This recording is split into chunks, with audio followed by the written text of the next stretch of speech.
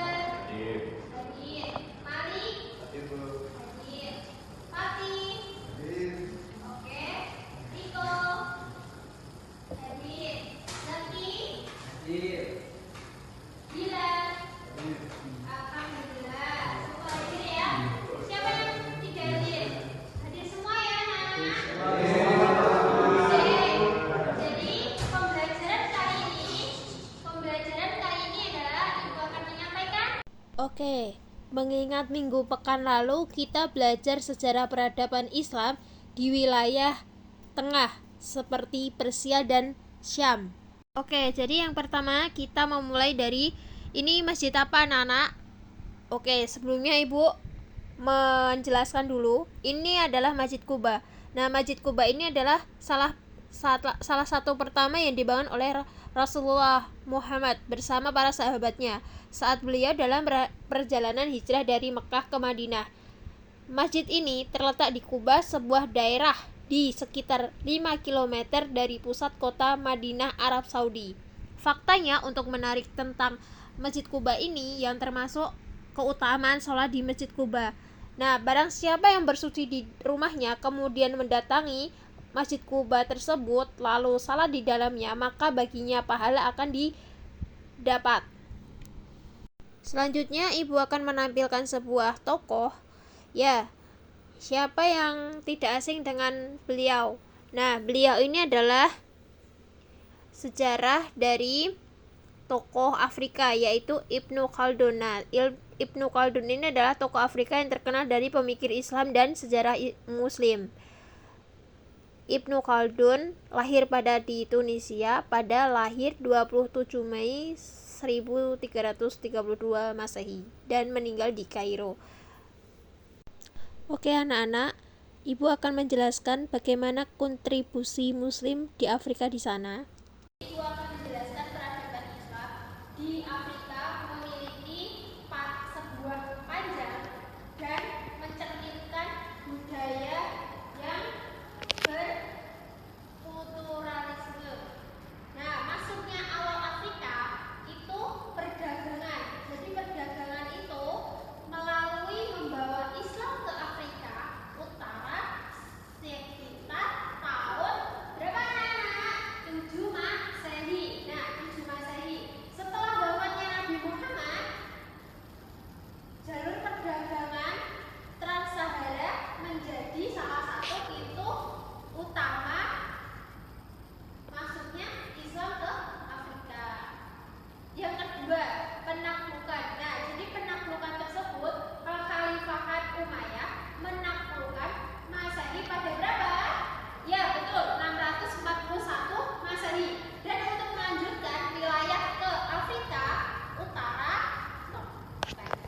dengan budaya menciptakan pusat-pusat peradaban Islam seperti Mesir, Kairo untuk menjadi pusat pemerintahan seperti Kairo dan Faiz, dan menjadi kota-kota yang pembelajaran perdagangan yang penting. Nah, jadi Islam itu mempengaruhi berbagai aspek kehidupan di Afrika tersebut. Contohnya sosial dan budaya, arsitektur, seni dan sastra. Jadi seni dan sastra itu termasuk dengan perpaduan dengan sastra dan penulisan bahasa Arab. Untuk arsitektur itu adalah bangunan. Nah, dalam bangunan tersebut bergaya dalam Islam yang berdiri. Contohnya masjid di Mali tersebut. Contohnya yang sosial dan budaya itu adalah mengubah sistem hukum dan pendidikan seperti penerapan hukum syariat. Islam membawa perbagian kehidupan di Afrika. Contohnya sosial dan budaya mengubah sistem hukum dan pendidikan seperti penerapan hukum syariah. Yang kedua, arsitektur ini membangun masjid dan bangunan untuk bergaya Islam yang berdiri untuk di masjid di Mali. Yang untuk ketiga, seni dan sastra. Seni dan sastra ini tradisi yang berpadu dengan secara Islam yang menuliskan bahasa Arab atau dibahasakan adalah Ajami. Afrika ini belajarnya seperti ini. Belajarnya itu tidak ada buku tulis, bukunya itu papan tulis itu seperti ini, tidak ada. Jadi papan tulis itu adanya seperti ini. Jadi menulis itu harus pakai batu, kapur. Kapurnya itu kapur dari batu.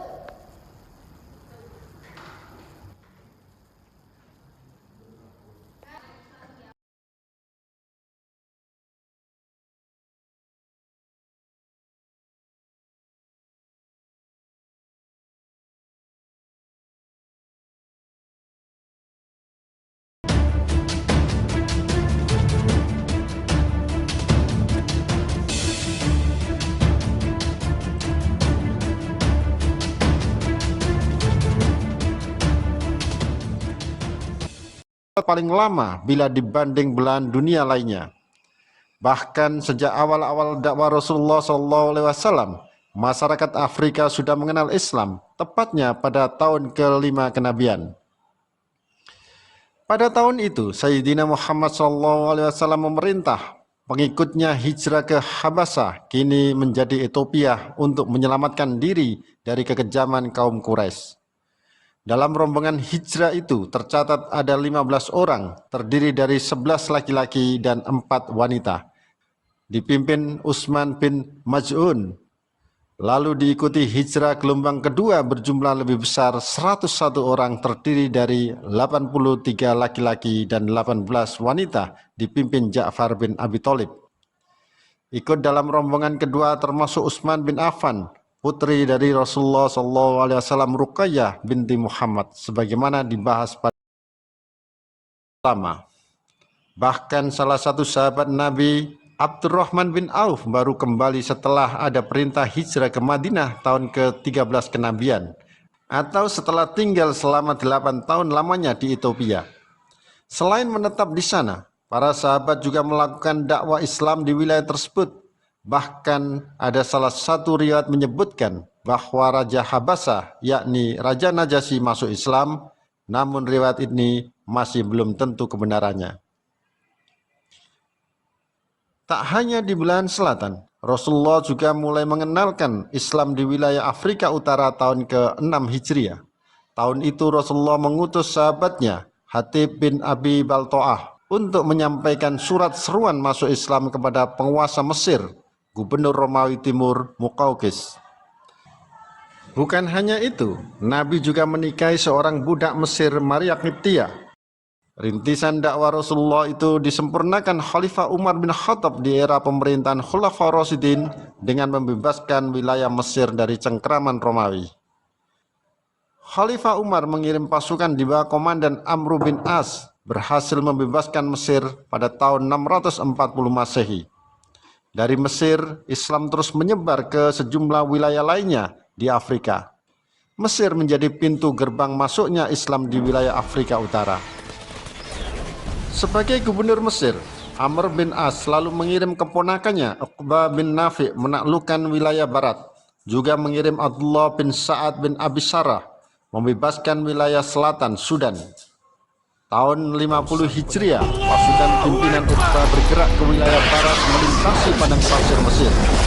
Beliau pun berhasil menaklukkan wilayah seperti Libya, Aljazair, Tunisia, dan Maroko hingga ke pantai Atlantik. Nama Kairawan yang dalam perkembangannya nanti akan menjadi salah satu pusat peradaban Islam. Kota tersebut terletak di 160 km arah selatan sebuah daerah yang kini dikenal sebagai Tunis, ibu kota Tunisia. Uqbah bin Nafi' tercatat sebagai penakluk benua Afrika Utara sebelum Musa bin Nusair. Islam pun berkembang pesat di wilayah ini hingga ke wilayah Baqa dan Tripoli pada masa Khalifah Utsman bin Affan. Penyebaran Islam di benua ini semakin luas di era selanjutnya, Daulah Umayyah. Bahkan sejak Khalifah pertama Muawiyah bin Abu Sufyan, pembebasan wilayah Afrika Utara terus dilakukan. Namun penguasaan secara penuh wilayah ini baru terjadi pada era Khalifah kelima Abdul Malik bin Marwan. Di era Khalifah Abdul Malik bin Marwan itu juga penyebaran Islam di wilayah Afrika berjalan sangat cepat, apalagi setelah dilakukan gerakan Arabisasi, yakni menjadikan bahasa Arab, bahasa Al-Quran sebagai bahasa resmi negara. Dari gerakan Arabisasi inilah membuat masyarakat Afrika semakin mengenal bahasa Arab dan menjadikan sebagai bahasa sehari-hari. Maka tak heran bila sejumlah negara Afrika, mulai Mesir, yang awalnya menggunakan bahasa daerah Kipti dan Romawi atau Yunani, kini menggunakan bahasa Arab sebagai bahasa sehari-harinya. Begitu juga dengan wilayah lain, termasuk wilayah Maroko yang menjadi wilayah paling barat benua tersebut. Pemerintah pusat Daulah Umayyah lalu menunjuk Musa bin Nusair sebagai gubernur Afrika Utara, yang wilayah kekuasaannya mulai Libya, Aljazair, hingga Maroko. Karena wilayah Mesir menjadi provinsi tersendiri. Sebelum ditaklukkan umat Islam, Afrika Utara merupakan wilayah basis kekuasaan kerajaan Bizantium Romawi Timur. Di bawah kepemimpinan Musa bin Nusair, penyebaran dakwah Islam semakin pesat.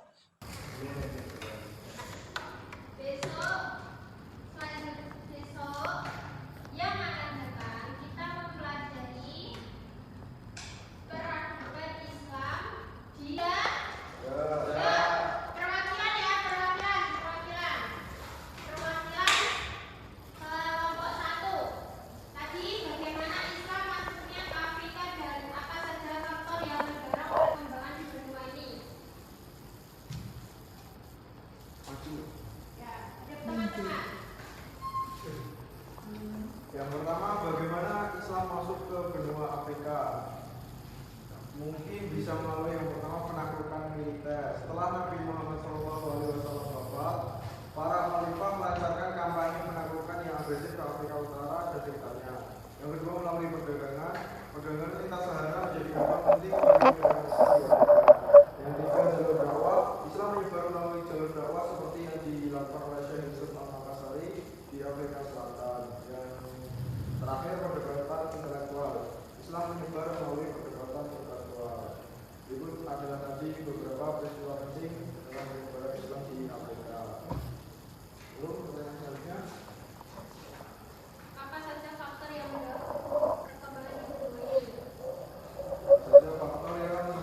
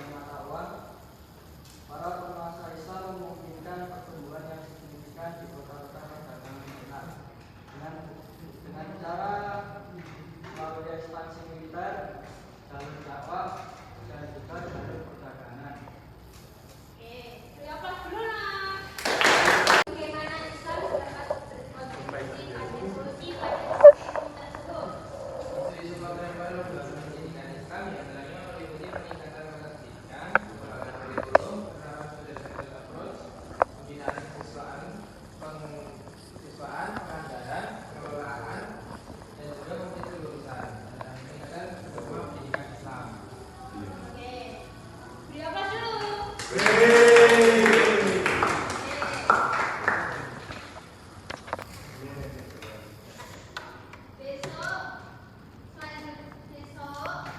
yang akan datang kita mempelajari peradaban Islam di dunia, peradaban Mesir kuno dan peradaban Sumeria. Apakah kalian sudah paham yang diterangkan Ibu? Selanjutnya untuk PR ya, untuk PR.